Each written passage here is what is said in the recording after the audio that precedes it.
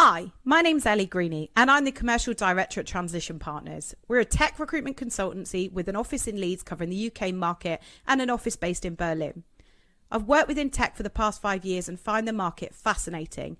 I'm really passionate about helping women not only get in tech, but really advance their career with an exciting industry that can provide endless opportunities. I love networking and finding out about other people's stories. I decided to set up the Journey of a Woman in Tech to share knowledge, wisdom, and hopefully have a laugh along the way. Feel free to get in touch on LinkedIn to see how you can get involved. I hope you enjoy the podcast.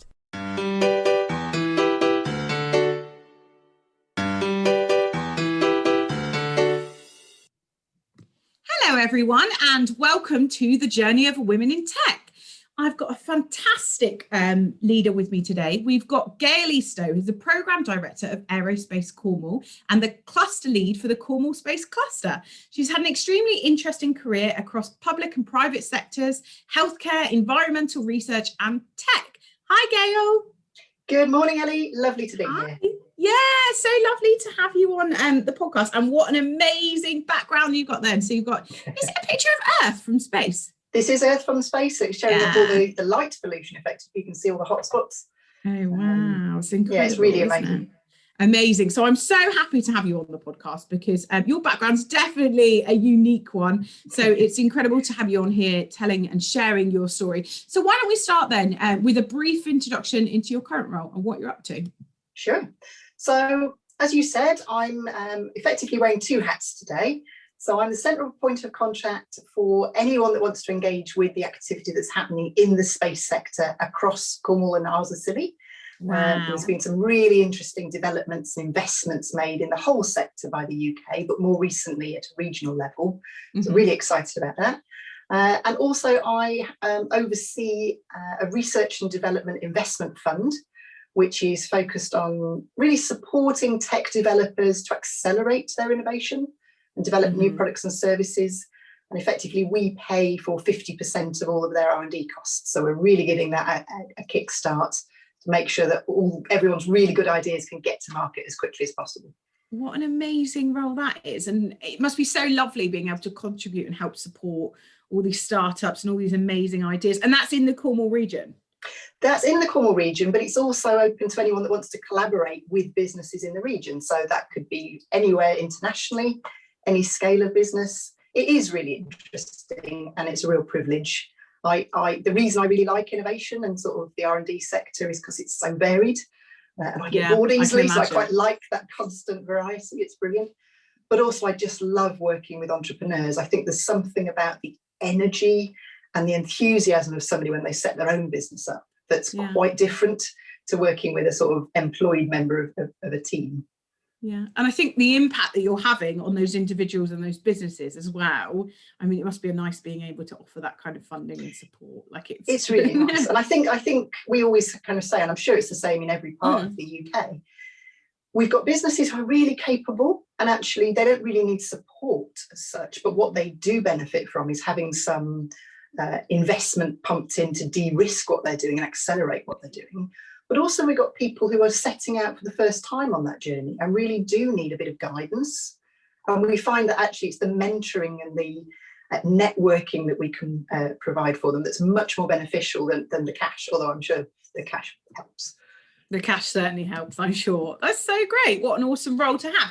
So let's talk about your journey then. So how you got to, obviously there's various different aspects across STEM in your role, but how did you get into tech and where you are today? Well, I mean, that really does go back to when I was very wee. So as a kid, I was always taking things to bits. And I got in a lot of trouble for that. I remember taking the front door handle off on Christmas Day because I'd just been bought an electric screwdriver when I was about 12 or 13 and the whole door dropped and I couldn't figure out how to get it back on and I was really not popular that morning on Christmas morning. But we kind of got to a point where I kind of thought I probably need to go and learn how to put things back together again. Yeah. So that took me into a sort of an engineering path. And my grandfather actually was an inventor. He was always tinkering in his shed and I was always fascinated by the fact that he could, I mean, I was small, so I looked up to him anyway, but he seemed to be able to solve any problem. You could take him anything and he'd find a way to fix it or make it better. So I think that's what sort of first inspired me. And then I went into the corporate sector and actually was really lucky to have a variety of roles. The ones that attracted me most and the ones that I then wanted to pursue, the ones that were right at the cutting edge of what was possible. And like I say, going back to that interest in the latest thinking and the newness of the technology that was coming through.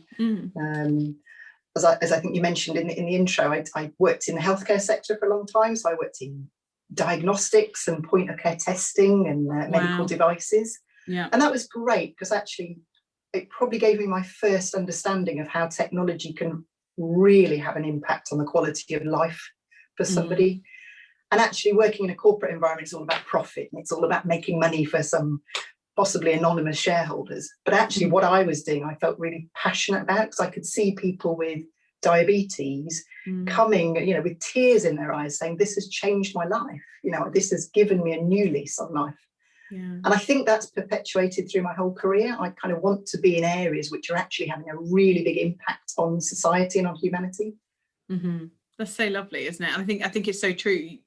Sometimes it's easy when you're in the detail of your role to not realise the importance of the overarching piece and the benefit that it can have. Okay, amazing. So it's kind of progressed, and it just, I guess, the programs just got bigger, and your responsibilities kept developing with that over your career. Yeah, I mean, I think I made a very conscious choice, a sort of career planning choice, that I'd worked in the private sector. I wanted to go and explore the other two of I'm sure some of your listeners and viewers will be familiar with the triple helix of innovation, where you have industry and academia and government working together. I thought, well, let's go and find out what government and academia is like and get a different perspective. And I'd actually done a lot of research projects with universities. And actually I'd had some grumbles and complaints in that process. So I thought, well, rather than complain about that process, let's go and influence it and try and change it. So I actually worked with 2 universities looking at environmental research and also leadership in innovation and how you can actually influence the culture and the mindset of the innovators themselves. And that gave me a really good understanding from a completely different perspective of how you can actually, from the bottom, influence the products that we all use day to day.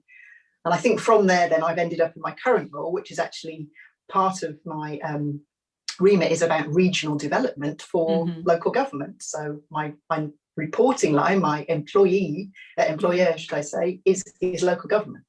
And that again gives me a completely different perspective. And I like the balance and the understanding of all 3 areas. And I genuinely believe now I can say with experience, you need all 3 to work together. You can't really deal with it in isolation. Yeah, I think that's brilliant. Yeah, I think you made some really great points there. What sort of challenges have you faced along the way then, Gail? Well, it's interesting you ask that, because I think I can probably think of that in 2 lenses, obviously, given the audience that we're speaking to. Challenges as an engineer or as an innovator or as a sort of person who works in development, I just think most of the challenges have been about the alignment of technology and the pace at which that can go and the ability for that technology to be adopted. And the example that I often come back to was a fascinating experience I had at an event out in Luxembourg. And it was a conference all looking at space resources and things from, if we were to go and mine asteroids for ice, the value of ice in space is quite different to the value of ice on Earth. Who's going to put a pound sign next to that?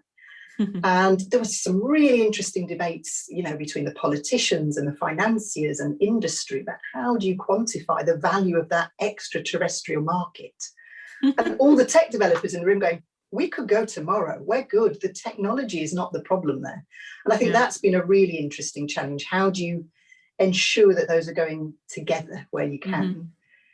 In terms of the sort of the women in tech and the journey there, I've actually been incredibly fortunate that I haven't had any negative experiences that have held me back.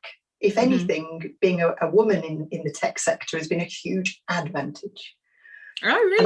That's interesting. And I think of it because we have to admit the facts. it is a minority group in certain sectors, but I always compare and contrast aerospace and space, the two that I look after. I remember going to a big trade awards dinner organised in the aerospace sector. 1,000 people at that event, 8 women. Now, for once, the ladies' toilet was absolutely free as a bird. It was brilliant. But actually, everyone in that room remembered all 8 of those women. Yeah. Not least because most of them were in black tie and pretty homogenous, looking and acting. And we were all kind of like dressed in, bright red colour and blues and memorable. And people were seeking out a little bit of difference. And actually, in that situation, it worked hugely to our advantage because they were kind of like, oh, yes, you were the lady that spoke about this. I remember. Was how many of the men I spoke to on that evening. I can't remember some of those conversations. So that's brilliant. That said, there's a completely different split in the space sector, much more diverse as a whole. Really? Whether that's gender diversity or ethnicity, or and it's I think because of the nature of the development that's different. In the aerospace sector, it's much more hardware focused. Yeah. And the culture is, for good reason, much more aware of risk. We are putting people into the sky and you want to keep them safe. Yeah. At the moment, the space sector can afford to take some more risks because we're mainly putting machinery and equipment up into space. We're not putting too many people up.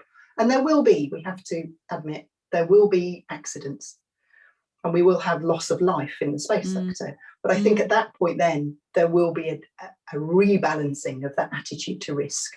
Yeah.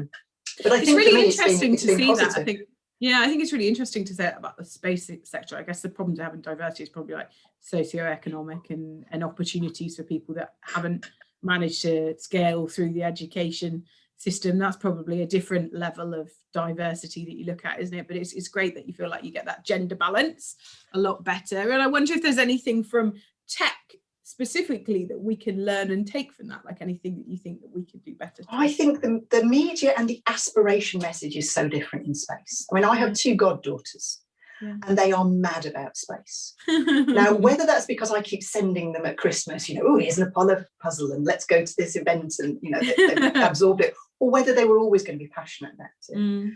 But I think they have absolutely no barriers in mind. If they become astronauts, great.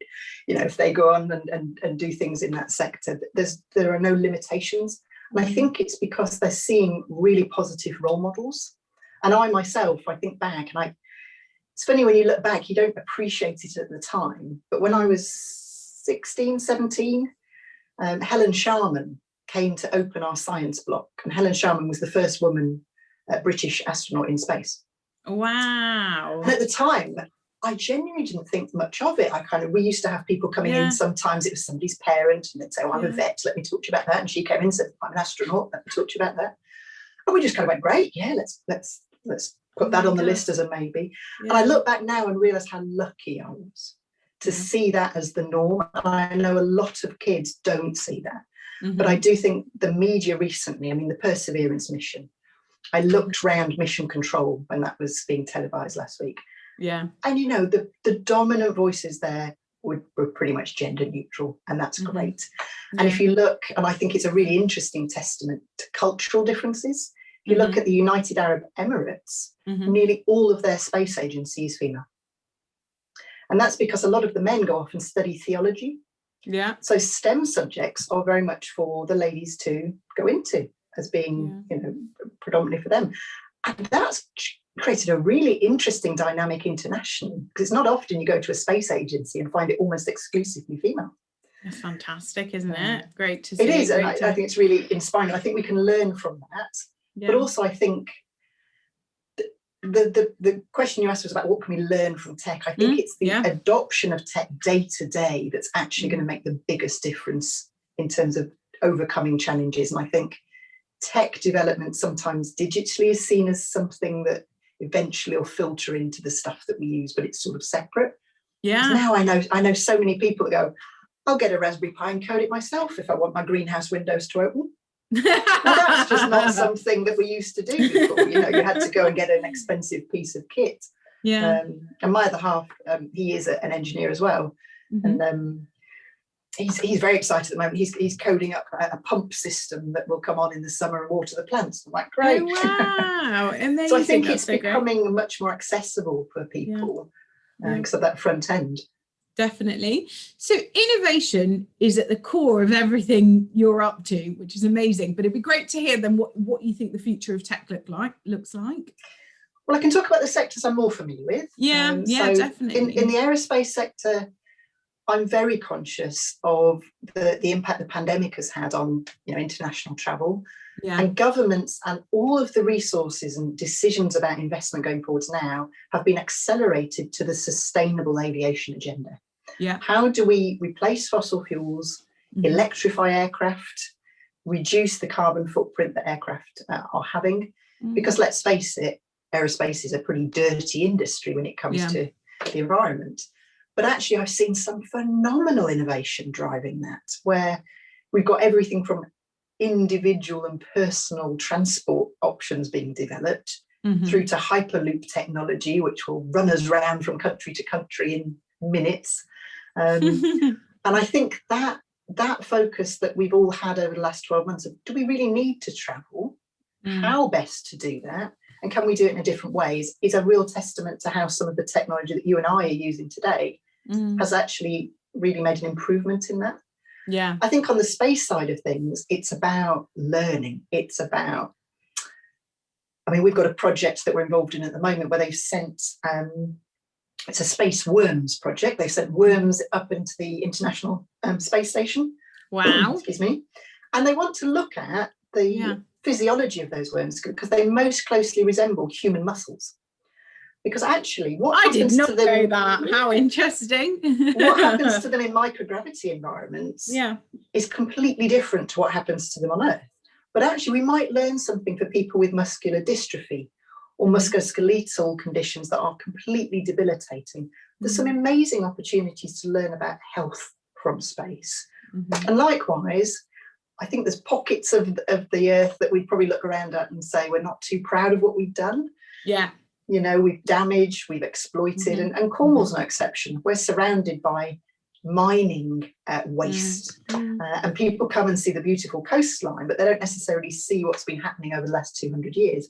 But we've learned from that, and what we want to make sure is we don't go off planet and start damaging the moon or actually making a mess of the asteroids and affecting that very fine balance that we're still trying to understand. Because it'd be so easy, wouldn't it, to continue with the mindset of take.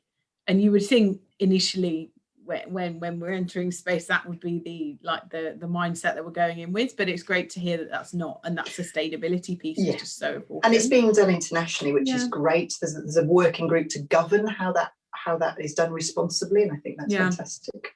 Yeah, that's really great to hear. So, such an interesting, inspirational career. I'm sure there's been lots of highs and lots of lows along the way. What's your greatest achievement to date, Gail?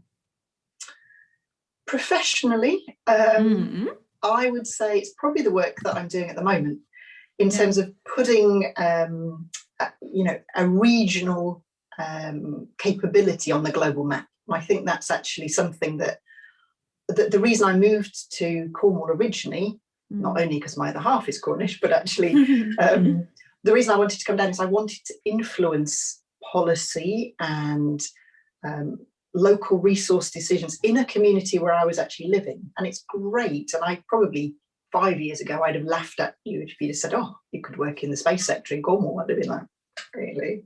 Yeah. But actually being able to get kind of Cornwall's space capability on the global stage, I'm really proud of. I think I'm part of a team that is pushing that message out. But I think it's doing wonders for the UK. Yeah. Is Cornwall quite at the forefront of that then for the UK? In certain areas, we're leading it for the UK. Is that part of like the EU investments then? It's leveraged the EU investment. That's been hugely helpful. But it's also building on some heritage. So we've actually been in the space game for 50 years. We've got one of the world's most capable satellite ground stations at Goonhilly. Yeah. And that was involved I went on back in the 60s. Did you?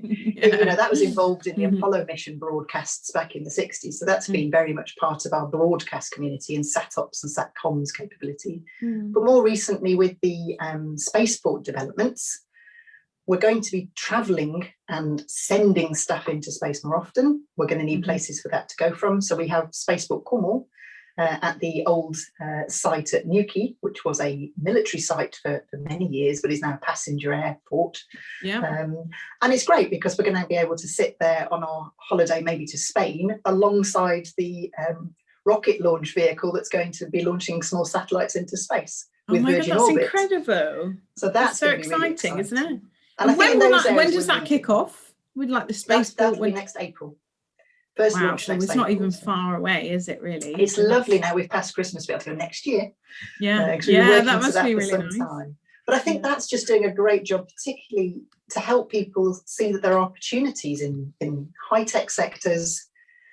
Lots of people have pivoted into those sectors from others and maybe didn't think they had the skills to do it. So massive career change opportunities.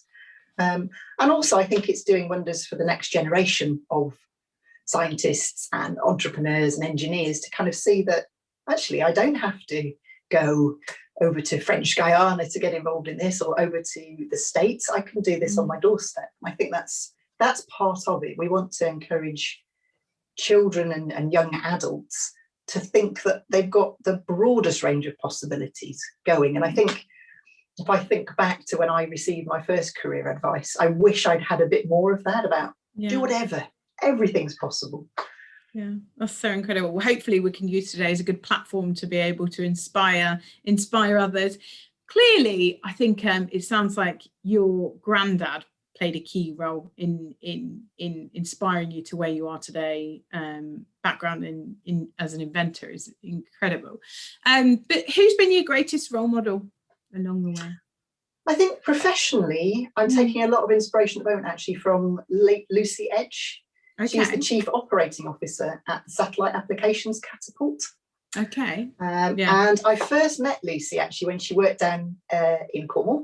She was working at Avanti PLC, which is a big space company, has got huge satellites in orbit. And she was really passionate about hard work, getting out there and spreading the message and being an ambassador for whatever it is that you're passionate about. Yeah. And she subsequently now moved up to Harwell and leads the Catapult from there. But she's always been passionate about the blend between tech and investment in really interesting innovation and development of the economy, whether that be at a regional or national level. And she balances that and is really passionate about both of those things. And I take a lot of inspiration from her. Yeah, it's nice to be able to do it from a real holistic overview, isn't it? And to be able to create a positive impact. So you said professionally then, what about personally? Well, I probably would say it's more sort of those early influences that you have. Like I said, my granddad had his name was Stan. He had the Williams seal, which was actually something that was in almost everyone's house in the 70s, although you wouldn't know it. There's a little seal that goes on top of a boiler. Oh, right. Years ago, we all pretty much had the same boilers in our houses that were wheeled out. So I often say to people, a member of my family has been in every one of your houses. That's so lovely. Are you burgling us? But I think the impact at a very early age to be able to say, you could solve a problem that could appear in everyone's homes. That to me was just mind-blowing. And I think he had, as many people of his generation, I'm sure, that sort of network where they'd sit down around a pint and kind of go, oh, right, Bob's brought us this problem, or Lucy brought us this thing that's broken, what can we do? And just getting like-minded people sat around the table, I find that really inspiring. And it never ends up where you think it's going to end up. That's what I love about innovation. I'm all about the journey. You can never predict where you're going to go. And I love that. That's amazing. And the people that you're going to collaborate with as well is just so important, isn't it, for that journey? Absolutely. And I think recognising where you are, as my career has progressed, my expectations have really changed about why am I doing this? Why am I getting out of bed in the morning and developing and spending my time in this area as opposed to any other? And like I said, that's why I left the corporate world, because I thought, well, I'm making money for somebody who's already very rich. This doesn't seem like a fulfilling activity. I want to go and do something that's more rewarding. So although that was really valuable as an experience, it taught me different things and led me into the new chapter to explore. But also more recently, I think it's about, on a very sort of societal level, I think as you get older, you realise it's not about what you're interested in and what you want to do, and it's just about your bubble. And it starts to spread and spread. And now you think, actually, we've got the opportunity to affect future generations for many, many years if we make the right choices now. And I think that is really exciting, to be able to think that influence is now getting bigger. To be able to really leave a lasting impact, and a positive impact at that, which is incredible. Talking about impact, and I think it'd be interesting. We always like to finish the podcast then with a words of wisdom or advice, and I usually kind of hint this towards people starting their career or their journey, maybe at an earlier level, or looking at what they're doing now and they want a change of career. But I guess in general, is there something that any words of advice that you think have really lasted and stuck with you along the years, and something you still listen to today? I think there's a few little sort of sound bites that play through my mind. One, I think, that whole message around do what you enjoy, not just what you're good at. Certainly when I was younger, I was encouraged to go after the shiny areas where they my advisors were saying this will probably be the best career opportunity, and you're good at maths and physics, go down engineering. And actually, I wish somebody had actually been a little bit more supportive of what you just love doing. And actually, I really love making and creating and painting and sculpting, and maybe that was a career path that might have ended up in the same place. Who knows? I think there's something. It's so true, though, isn't it? If you love what you do, you'll be good at it. You'll be good at it. It's not a job then, and I think I didn't understand that. It's not work. I feel like years ago, though, it wasn't kind of like that. Wasn't really told to us. It was like you need a career, and that's it. And I feel like things have changed. I think it's changed hugely, and I think I noticed like I said, my goddaughter's, the eldest, is 14 now, and the things that I found constrained, she just doesn't even think about. It's really interesting. Limitless. I think it's really positively changed. And I think the other one, going back to the sort of your question about what challenges might you overcome, particularly thinking about women in tech, actually just be good, constantly strive to be better, because then those challenges that maybe come with gender are not going to be problematic. But actually be constantly curious, keep learning and keep pushing yourself to learn. And I think that might then take you into different career options. But I think it's that curiosity that enables really interesting things in tech.